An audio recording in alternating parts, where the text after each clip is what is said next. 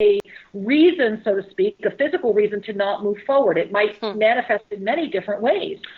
And so this practice of putting your hand to your heart is another one that's deceptively simple. It means interrupting the reactive consciousness one is dancing with, taking a little time out and hand to heart, and then the step two are a series of deep connected breaths. Instead of trying to problem solve or trying to integrate an emotion, how about simply connecting with your deeper sense of beingness? Because when we connect with our deeper being, our true authentic energy, we're actually lifting vibrationally. Every time we take a deep breath while holding our hand to our heart, we're anchoring an ascended state of being. And even though your mind might be racing, even though you might still be staring out at something that's troubling in the outer world, we're actually saying to that hologram, we're saying to that mind chatter, I am also consciously connecting to the fabric of my true authentic being. And what you're saying is, I trust myself. And it's a way to do this with the physical connection of the body and the spirit simultaneously, that regardless of what the mind chatter might want to come in and say, the message of I trust myself starts coming in. And so we invite people to begin, put your hand on your heart often. Let that become just a habit, a new way of being. If you start feeling anything less than, hand on heart. If you're feeling fearful, hand on heart. And it also helps, after you put your hand on your heart, to take a deep breath. And as Sri mentioned, this is a deceptively simple practice that has such overwhelming, amazing results once you implement it, that it opens the doorway to even greater connection. Because once you send the reassurance to the body stops acting out, it calms down, thereby you're no longer in this internal struggle of the self with the self, so you have more energy free to anchor the self-love, thereby diving into the truth of your self-trust, thereby taking action steps that you could have never even dreamed of before, because the physicalness of the fear, which traps itself in the physical tissues, was preventing the manifestation of the energy of creativity. And so it really begins with something that simple. Put your hand on your heart and begin there. Beautiful. And curious about the crystals. I love crystals, but how you can share with the listeners how they might be able to anchor just resonance for themselves right now. The hand of the heart is a beautiful way just to connect with our crystalline self that way, sipping the light. And then if those that are inclined to carry a crystal or have a crystal, can you share with them how to use that in this time to provide them with some stability? You know, I'm going to turn that over to Sri because he is the crystal man. I mean, it's just amazing what Sri does with crystals. However, before I turn it over to Sri, I just want to share with anyone, especially those who might not have been inclined, this is a great way to practice self-trust. To learn how to even pick the crystal that's going to be calling to you is a fabulous way to anchor in all the energy we've already talked about.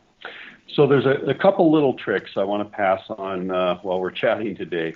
The first is your heart sincere? Are you wanting this connection? Or is there simply a fascination or a desire for power? And the reason I pause for a moment and say check in, many people don't even realize at times that they're just kind of looking for a gee whiz experience. They're looking for some power. And if they'll stop and bring hand to heart and breathe and get honest with themselves, what am I seeking? Either the motivation to connect with the crystalline grids will dissipate, meaning they weren't really motivated, or their clarity will guide them to the next step. And here's the little tip I want to offer.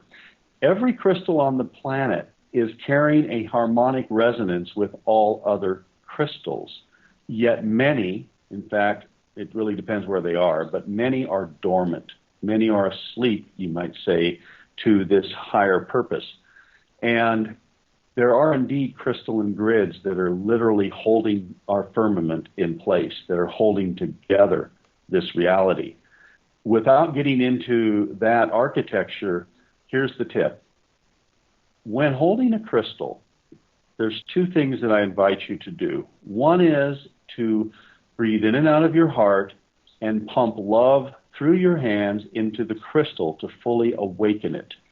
And that's literally just what it sounds like, breathing in and out of heart, moving into the highest state of bliss and connection that you know how to connect with. And then just imagine with every breath, you're pumping that right down your arms, out the palms, and into the crystal. And as you pump love into the crystal, at some point, the crystal will pump it back. It will resonate back.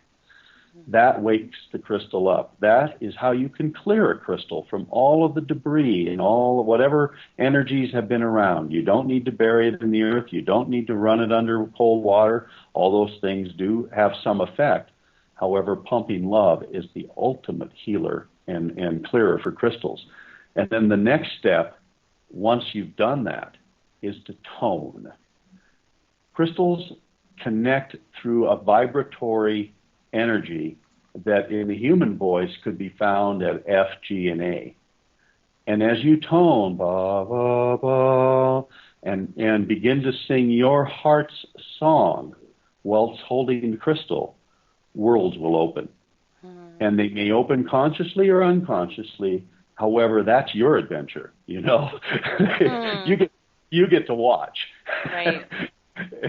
And in that toning, you're inviting the crystal to connect to its brethren, to connect to its community. And you can follow that connection. You can see that tone of light and that ray of light just burst out. And where does it go? And in your consciousness, you can follow it. And I had a wonderful experience one time doing that where I followed this connection and we found a dormant earthkeeper crystal that had literally been cloaked deep within the surface of the earth. And there were energies that were trying to prevent this crystal from coming online and doing its ultimate service. And as we followed this ray of energy, I heard a voice say to me, "Take nothing in, hold steadfast in your light." And as we approached, I didn't even know it was a crystal at first. It was just a very dark, cold area. All of these specters, these gray, shadowy energies began to fly toward me. It's almost like an Alfred Hitchcock movie with these bats or dark birds flying toward me. And I just felt such trust and love in my heart that none of them penetrated. It was like dust on the windshield of my aura.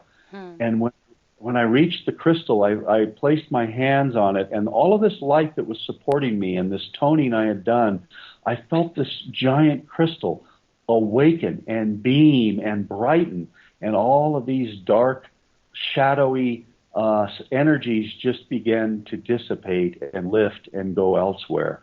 And there's actually more to this story. It was a fabulous adventure where some angelic beings came to assist and heal those that were misguided. But the point I wanted to offer is you can go as far as you're willing to go with those simple steps of pumping love to align and activate, and then toning to awaken the mission. Beautiful. And if you can share a little bit about the frequencies just from being at that Mayan bridge ceremony and playing the flute and having you step in. I was thinking about that this morning and start toning. It was very magical to share frequency with you. If you can share the importance of frequency and harmonics right now, and well, always, but right now especially. Well, I am so grateful that you shared that, Suzanne, because, it's ironic. Just this morning, I had a very profound vision that there are many who are starting to use harmonics to actually suck life force out of others right now. And so your question is so perfectly timed. We are harmonic. We are tone. We are sound. This is why Sri and I are taking a group underground at the Sphinx in October to raise the golden records down there. And that will all be done according to sacred tone that's been given to us. And what's happening is that we are being called at this moment to remember our true energetic sense of being. And it's the only way I can describe it. And the only way, you cannot think your way through this, you cannot talk your way through this, the only way you will connect to this is through allowing your sacred tone. And, Suzanne, think about it. I'm sure you know. I I work with thousands of people, and I have worked with so many people that when I invite them to find their essential harmony, their essential tone, they can barely make a sound. And the key is that you must make sound. You must start bringing forward your sound, and you must get over doubting your sound, meaning people who still don't enjoy the way they sound or think they're not good enough to tone. We are all good enough to bring forward our harmony. Not all of us will create CDs, but we are all at the moment of bringing forward our harmony. So one of the things that's important is to recognize that and I like bringing the hand and heart back into this. Mm-hmm. With your hand on your heart, call forward your sacred tone. With your hand on your heart, feel it resonate through you. And if you're shy or embarrassed, do it in the bathtub, begin in the privacy of your own home. But the key is anytime you bring forward sound, bring it forward with a smile in your heart and love in your energy field, and it will start bringing back to you divine awakening, that self-love you were mentioning, self-trust, and a very rapidly escalated ascension process. It really is the key to so many things. This is days and days of other shows. This one time. I'm just like running all over the place. Oh, yeah.